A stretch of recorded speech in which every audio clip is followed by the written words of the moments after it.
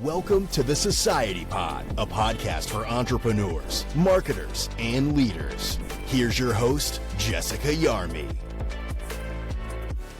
Hey there, everybody. Welcome to this week's episode of the Society Pod. My guest today is an entrepreneur. He's a strategic consultant, a coach, a marketer, an educator with the superpower of helping founders, leaders, and marketers understand their customers and product from a human-centric lens. Most importantly, he's a LinkedIn top voice. Let me pause and fangirl for a moment. Welcome to the show, Corrales Cachola. Thank you, Jessica. It's an honor to be here. It's an honor for me to be in your presence as a LinkedIn top voice person and a LinkedIn hoodie wearer. I don't have it on. You're right. I just strive to be on your level, really. The hoodie was a gift from LinkedIn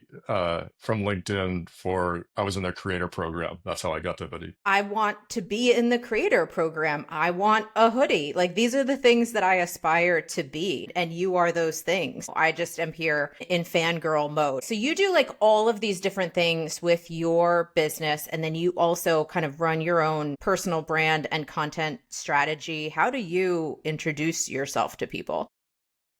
I'm probably known more as a storyteller, which makes sense. I mean, I have a journalism background. I was always into stories and writing stories and creative writing, and that was always my thing. I tend to tell people, like, I help you tell stories in different ways than you're probably used to. And that's what this thing I call human marketing, which was a course that I taught a few years ago when I was in Web3 a lot. And it's really kind of evolved into a much more broader framework of like connecting. It's taken on a lot more, I think, urgency in today's sort of like AI landscape, the digitization of ourselves, and lots of basically problems connecting with people, and so this was my way of like connecting marketing problems that I've seen with even like technology, and like in Web3, the constant problem is having users stay on platforms. These things all come down to, in my narrative and how I present it, is really about understanding people. That's pretty broad, but that's essentially what it is. And it's actually quite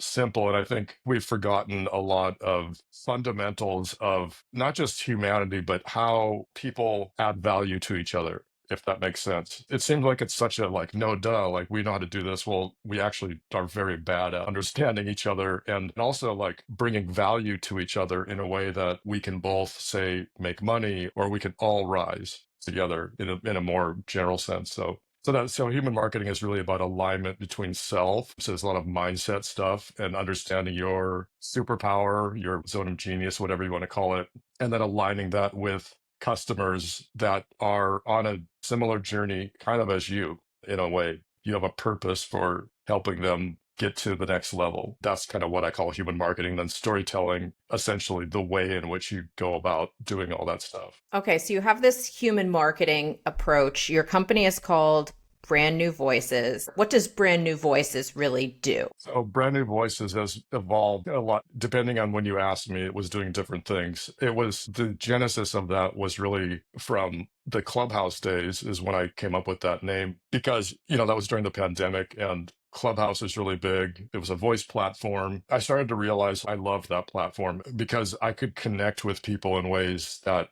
I just don't even see it today. There's spaces in that. It was different. I liked that I could travel across anywhere in the world. I would go into like the New Africa room where they're talking about Bitcoin and cryptocurrencies, and I would just sit in those rooms. The stories you would hear people tell not just stories about the opportunities for the technology or whatever, or the money making. There's always that stuff. But what I was most interested in is the cultural stories that were told. And so I would start to purposefully go into rooms where there was a lot of basically cultural storytelling. I was in rooms with like groups of Native American people that were talking about business stuff. It was interesting because they were talking about what we all talk about, how to build a business or whatever. What I started to see in this pattern was like the most interesting stuff was hearing about their stories. And a lot of it was from a cultural standpoint. I think that's not done enough in business. That's certainly not marketing. And then technology, I think, is really an extension of that culture. I think it's really important to understand it from that lens. So that's when I started coming up with this idea. There's all these voices out there that are not heard. They're old voices, some ancient voices, but they're being presented in a new way through this new technology. Clubhouse was an example of a technology where I was hearing these voices in the new African room for the first time. Cryptocurrency, but blockchain. I started to look at all technologies like this. AI, now we're all in that realm of AI. So these things are, I think, important to kind of connect all of that together through story so that we can really understand what is this stuff all for? Like, why do we have these technologies? And to me, it goes back to heritage stories and culture stories of very old roots, like going Yeah. way back, like way to the beginning and understanding it from that context. I think it's a really powerful thing when you look at it like that. And so, like, one of the projects I'm doing right now is a jewelry brand in London. And so I'm taking on the marketing and storytelling of that brand. We're really looking at the long history of Islamic storytelling and art, and we're positioning that brand to be a storytelling brand first from that lens and a product brand second. It allows you to do so much more in context of brand marketing when you look at that, because you're not really selling more than you're telling stories that impact people's lives and can bring people together. That's like one of our missions, is like bringing unity through the stories, and then the product is the representation of that. So, as you work with brands, obviously you go through kind of like a traditional, here's your mission, your vision, your values, and that kind of thing. I think brands struggle sometimes to identify like what their core stories are. How do you come in as an outsider and help brands or help founders uncover what are core stories that you need to be telling over and over and over again? That's a great question. That's probably the biggest question, right? Because that, to me, it's really about, this is your purpose. Because when we talk about these things, we're talking about, usually it's the founder purpose. They don't know it yet. I do workshops around mission, vision, values. I call them mission, vision, values workshops, but really we start with these very simple kind of human questions that are easy to answer. If we're talking about mission, first you have to kind of get down to the basics, like what is a mission? And at its basic level, it's kind of like, these are the things we do to get to our vision. Like the vision's different. That's the thing that kind of doesn't exist. I just start with actually just very simple questions like, what are you doing right now? Like things that anyone can answer. And these don't have to be money-making things. And Mm-hmm. that's what makes it powerful, is that I look at mission, vision, values not as just these statements that sit on. In fact, I don't even think a lot of brands need to be doing that. I think that what is important is that you need to understand, like, mission, vision, values, purpose fall under the umbrella of commitments. They're what I call brand commitments that all stakeholders have a responsibility to, whether it's the brand owner, to the customer, to the partners. They all share a commitment to each other to make this work. It's important to understand it from that lens, because you get so much better results, full understanding of brand, versus here's our positioning statement. Those are very technical things that too many marketers use as a, like, check this off. We're going to put our positioning statement. We have to get our unique selling position, like all that stuff. It's good to have definitions, but it's more important to understand it holistically as almost a human level, I would say. Examples like mission, I'll start out with, like, what are you doing today? Why do you do these things? Okay, now that we know that, like, it's an audit of why are you doing them? And that leads to deeper questions like, I like to educate my clients with PowerPoint presentations. I'll just keep asking questions. That's kind of where my journalism probably comes in. And storytelling really is like, I want to know the story behind it. Why are you doing that? I always liked education. Okay, now we can go deeper. What gets you fired up about education? Well, when I was a little kid, I saw this situation where some little girl was being picked on, and she wasn't well educated. And I always thought that if she had better education, maybe she would have more opportunities. Definitely getting it deep into your why. And so while we're doing these mission, vision, values, we're also exploring, we're connecting the dots to everything that gets directly connected to, like, your passions for doing things. And you might not even realize it, that that's what's driving you. It's really powerful when you can do these. I think people need to have that, because it's really hard on your own to think like, I know exactly my purpose. Sometimes you don't even know your purpose. You think you do, but what's resonating with people is a different version of it. And that's kind of what I do, is I bring out that more objective version and go, that's why people like you so much. You might not even realize it, but I can see now that we're exploring it. It's really great when someone hits on it because they're like, I wasn't even thinking about that as a connection. When we go back and forth like that, start to build a much more powerful brand in general and a personal brand at the same time. It's doing like both in my mind. I usually look at values as like a filter or guardrails to determine how we do the things that we do.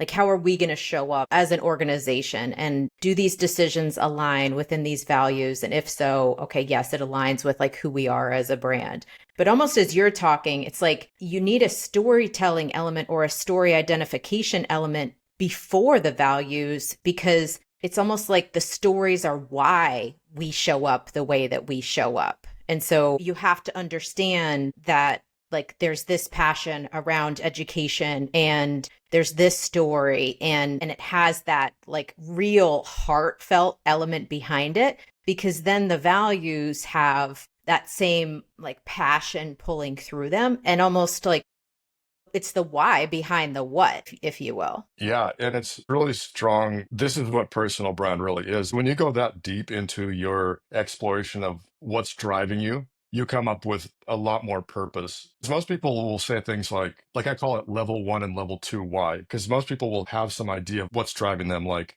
my business is for my family, and this is my drive, this is my why.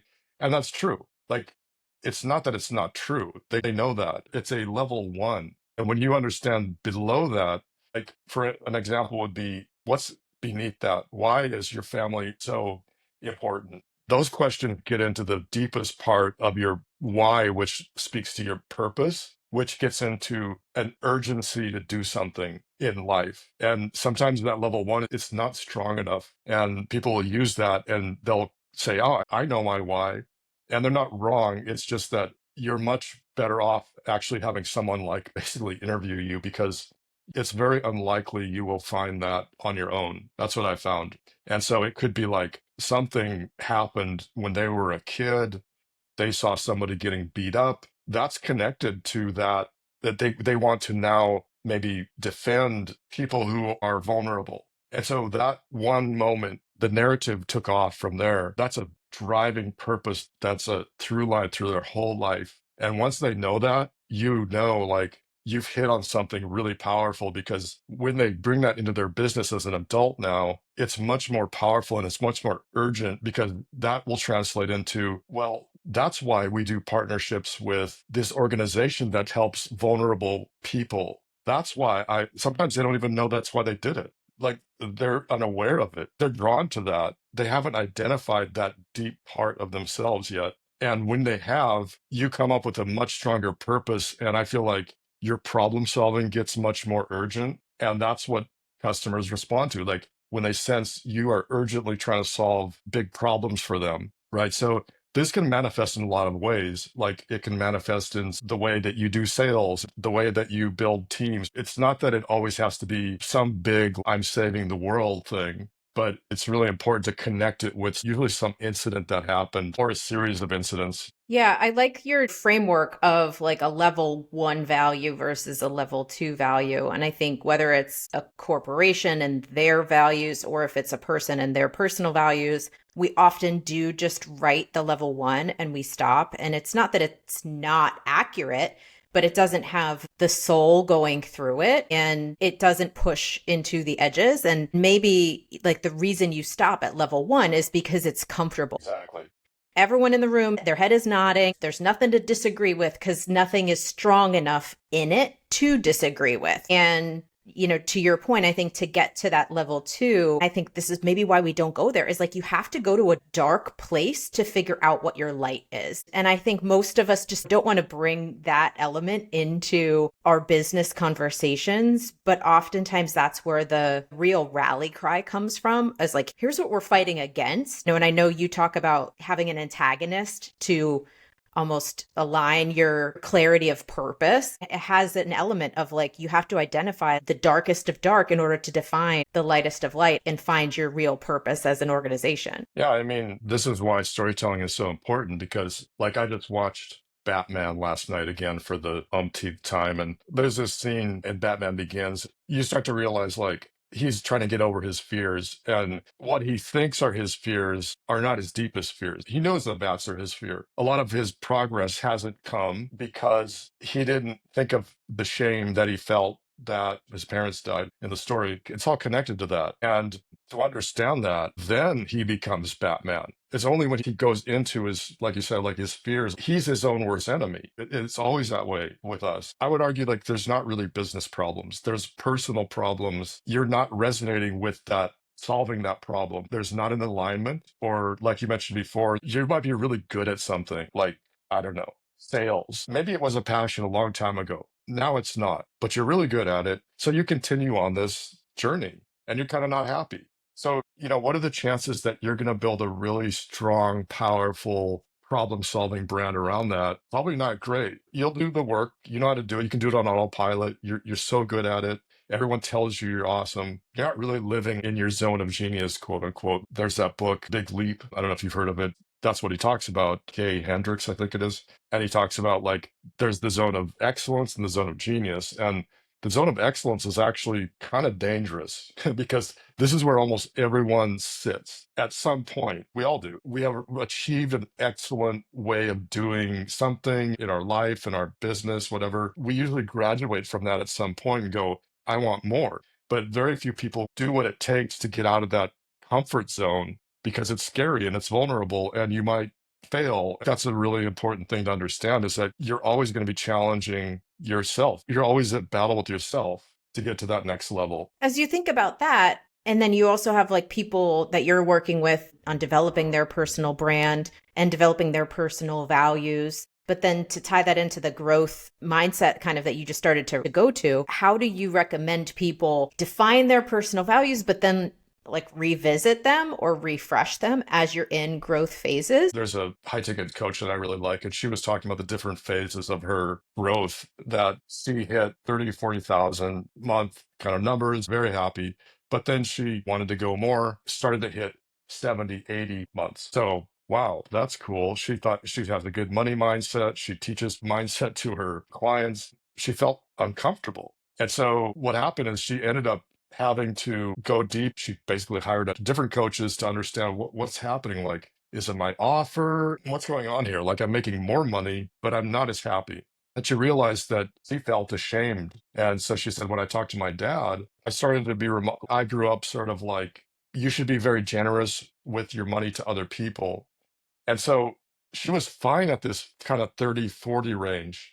But when she climbed, she felt guilty. And that went back to her kind of childhood, she said. And so her dad said, why would you feel guilty? You're helping people. And she's like, I don't know. And she said, it took me a while, but I finally realized it wasn't my offer that was a problem or the things I was doing. It was that my mission wasn't big enough anymore. So she upped her mission to go like help women entrepreneurs, and she wanted to build this community. And so from that framing, she realized, okay, I need a lot more resources to do that. And I want bigger impact. I want more money to be able to do that big thing. She basically took her mission and elevated it instead. So that's how she fixed herself, is basically expanded her vision for what she was doing. It should be about something bigger than yourself. I think that's what we should all be doing, and helping people and helping society and building, especially in this day and age, there's so much stuff going on and we need to help each other. And so that generosity comes through and helps us also be more successful. So as you push your content, do you have a specific content strategy that you built for yourself that like ladders up to your personal values? Or how do you think about your content cadence? I went through some heavy mentorship over the last year and a half. And what I realized is like, it's really simple. We overthink content strategy too much. I don't fixate on it. Strategically doing that stuff all the time, or like every Wednesday, I'm going to put out a case study. Some people love to do it. Like, don't get me wrong. There's all kinds of ways. But for me, and the way I like to teach it, like a philosophy professor said that I listened to, he said, if we don't teach philosophy in a way that is attainable by the common person, what good is it? That it has to be in a way that is not like so complex and so this is Plato and Aristotle, and I have to study this greats forever before I even think about how philosophy can be. It's like, so what good is that then? It made me think a lot like that's how business and marketing is too. If we overcomplicate it too technical, it's not human. We should be able to think about it and just do it.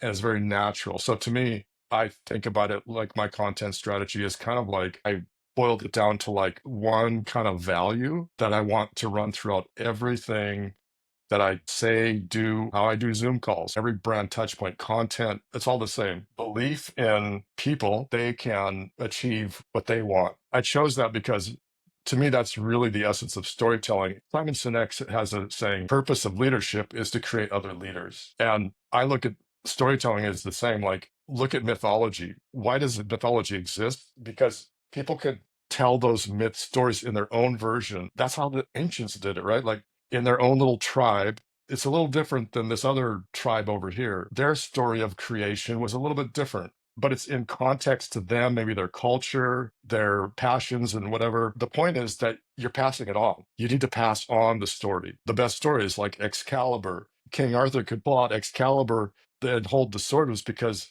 he was chosen. Other people can probably hold the sword, but they're not the storyteller. The true storyteller is the person who knows that the story is not just his. So that's why he was granted the power, because he's going to hold it for the people and then he's going to give it to the people. He's just a conduit for the story. That's where I came up with this like idea of belief that I wanted to instill. So really, it's pretty simple. So any content that aligns with that, that's what I do. If I think it's going to help the audience form a belief in the way that I'm telling it, then that's what I'll do. If it doesn't, then it's probably not great content. Right. So you could pick anything, like maybe trust is your thing. You're going to talk about trust. More importantly, you're going to display trust in all of your transactions, all of your stuff, like the way that you actually do things, not just the way you talk about them. Anyone can talk a game, but it's the people that actually do it in their real lives. Yeah. They're trusted. They're all kind of similar, like trust and belief, and they're all in that realm. But I think it's helpful if you pick one kind of value and then it helps you focus kind of your content strategy around that thing. So as you have your one core idea and then you're going through your day, do you kind of see things in your day through that lens and you're like, there's a story there, there's a lesson there, does your brain categorize in that way? Yeah, that's a great question. Actually, from like watching Jerry Seinfeld, he talked about something that he does. It turns out like a lot of comedians do this. They have notebooks. Comedians are observers of life, right? That's what they do. That's all their material is an observation on what's happening in front of them. The whole show, Seinfeld, is all about observations that Jerry Seinfeld made about a diner or conversations about some stupid thing. He said in this one video, he talked about, he just writes things down. He thought it was funny that in golf, people are whispering, the announcers, like, what are they whispering about? It's not like they're there, like on site, they're on TV. So he thought it was really funny. But he says, I don't always have a connection. I just thought it was funny. And so it's just curiosity, and he'll write it down. And then he said, what happens is inevitably, maybe 6 months later, maybe a year later, maybe 5 years later, something else similar happens in another context. And he'll go, that reminds me of the whispering. That turned into a bit for him. That's how I kind of look at it. My notebook, I'm always saving something and it's going to connect to something later. Then I'll like put them together at some point. And that's usually how I'll come up with content ideas. Use Apple Notes. I have to categorize them. And I have a very simple system. It's like, AI, marketing, just big categories. And then sometimes I'll cross-reference and be like, there's something happening in AI that connects with something I want to talk about with storytelling or human marketing. Okay, then I'll go back and I'll connect them. Now I'm starting to use AI itself to find patterns in a lot of that stuff because it's so good at basically doing that. You can do amazing stuff with taking 3 or 4 articles and saying like, I want to find the pattern here. I want to find the connection. Also storytelling. You can tell it like, I want to find the through line. I want to find the golden thread between these two topics. Help me explore this. And then I'll like have it question me even and say like, look at my audience and what would they think? Will they understand it? Or what can help them understand it Or what are some of their limiting beliefs around that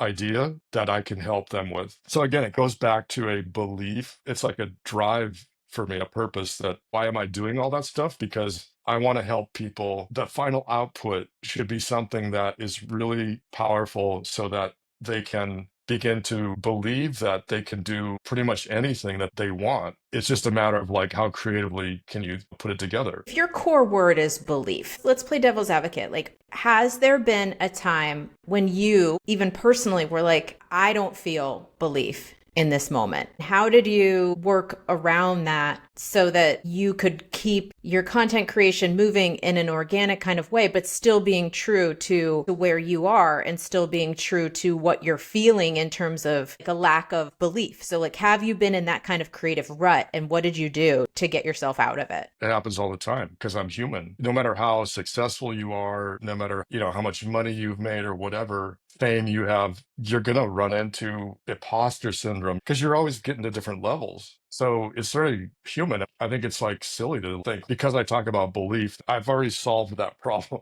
So the way I get around it, honestly, is creating more content or teaching it, or I'll leave voice notes to myself or to other people. That helps too. Sometimes I'll record myself walking. I have tons of voice notes to myself for talking for 20 minutes. And sometimes I'm just rambling on, picking apart some problem, going deep, and sometimes it doesn't make sense. Usually I don't even go back to it, but sometimes I do go back to it. And it's not the point to use all that as content. I guess it's more like, to me, I look at it like neuroplasticity. You need to start telling yourself something's going to happen in order for it to happen. If you're feeling, I lack belief, you have to start telling yourself and finding ways to create the neural pathways and whatever that takes. Like, that could be affirmations. It just depends on what you really vibe with, I guess. Storyboarding or like vision boarding, like that kind of thing. That's all part of that. I might not believe that I can achieve XYZ yet, but I have to find a way to do it. What am I going to do? I'm going to go create content. I'm going to go launch products. I'm going to go, become the thing that I want to become. I'm going to change my LinkedIn title, not to what I am right now, to what I want to be. So it's scary. I'm not qualified to do that. You will be. You have to believe in yourself. That's what's actually going to happen. That's what all the greats talk about, right? They wake up in the morning and they're like, it's a shitty day. They lack belief and they're sitting there like, it's going to be a great day. It can be very fake, but therapists talk about it. Philosophers have talked about it. Sports, it's hard to get up and go. It's usually hard. Do you want to stay in bed or do you want to? No, I don't want to get up at 6 in the morning and go boxing when I feel like shit and I ate like terribly and I'm not feeling good. I want to watch Netflix. And sometimes you do that, kind with yourself, but that's what it's all about. That's what good content is about. That is about being vulnerable. Some people are good at very transparent content, saying like, I'm having a lot of problems with myself and I'm going to talk about that in my content. Other people don't do that as much. I'm not that good at like talking about all of the struggles that I'm going through. I'm probably more like stoic that way. But at the same time, like sometimes it does help. I know it helps when you could be like, shit is going pretty bad right now for me, to be honest. Here I am. So I'm going to be very transparent with you guys. So it depends on how you want to approach your content style. So are there brands or are there people that you watch and you're kind of like, yeah, they're doing it really well? My mentors, I always follow their content and I just love what they say and it always resonates with me. I used to do a lot more of that, of like constantly watching their strategic way that they did it and what time are they posting and like all these like metrics. And I've kind of basically stopped doing all that. I feel like that's being too logical about that. I think takes away. You've got to just basically just start doing it and finding your own system and whatever works for you. Like you hear the quote of create more than you consume. What's your balance between creating and consuming? I don't really agree with that, to be honest. I'm more on, I will suffer from analysis paralysis a lot. I don't buy that whole thing. I don't think it's that simple, first of all. I think for some people it's true. You have to just kind of know yourself. I don't think it's like a hard and fast rule because I consume a lot. I mean, it's insane how much I consume. It's way more than I create. Warren Buffett, Charlie Munger, these guys read like insane. Are you telling me that they didn't consume? They were creating. What were they creating? they were readers, they were consumers of information, not just any information, right? Obviously, but that worked for them and it works for a lot of people. It's more about what are you consuming? I think that's where the misunderstanding comes in. What people have seen, coaches and that have seen, is like someone is taking course after course after course after this. They're being so logical about their approach and they're studying everything they're taking. That can be bad because you're never going to launch. That stuff is not that deep of like education or logic or understanding of how things work holistically.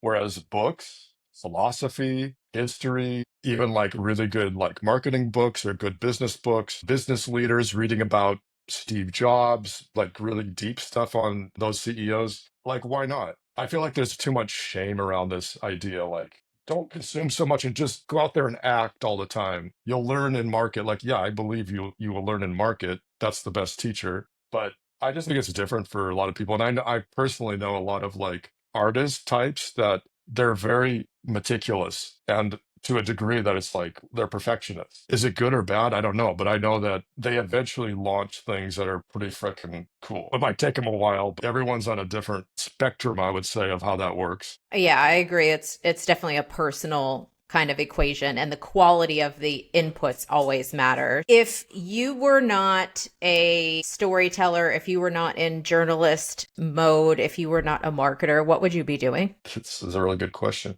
It's a lot of things that I can think. I might be a teacher. I think that would be pretty cool. I come from a long line of teachers, so that's always in my head. Working at a bar, I think every guy thinks about that at some point in their life, like owning a bar or like being the bartender, those things. So if we start to see content coming out from you that's bar side coaching and teaching, we're going to know what's happening. We covered a lot of ground. Is there anything that's top of mind with you that we have not talked about? Find problems to solve. I don't think people think about that enough. Like real problems that are really big problems. Like find them and find a way to solve them without your product, without your brand, with just you doing it. Because I think that's the real superpower because you're really actually helping people. And you can attach that to your mission later or your product even. It can shape your product. But you have to do that. It could be small things like volunteering, or like I heard the CEO of Chobani, I think yogurt, he had a great TED talk about that. Like in the early days before they even had the product, I mean, they're like $1 billion, brand now. They were like helping paint walls in this little community in New York. Why? Because that mattered. It's what they had. It's what they could contribute to that community. And he said, looking back, that's what mattered the most. I thought that was an interesting way of looking at value, was that it wasn't the product, it wasn't the marketing or the strategy, it was just helping people do things that matter. And then they worried about the product and their brand and all that stuff. Well, I appreciate you adding all of the value that you do to the LinkedIn community and to the other communities that you serve. Where can everybody connect with you? Connect with me on LinkedIn. Just look up Corrales Cachola or at my website at brandnewvoices.co. All right. Definitely connect with Corrales. Follow him. You should also be following me just so I someday could be a LinkedIn top voice also. You already are. Thank you. To a world of one, I am a top voice. Thank you so much. And thank you for sharing all of the insights that you did here with us today on the Society Pod. We hope you enjoyed this episode of the Society Pod.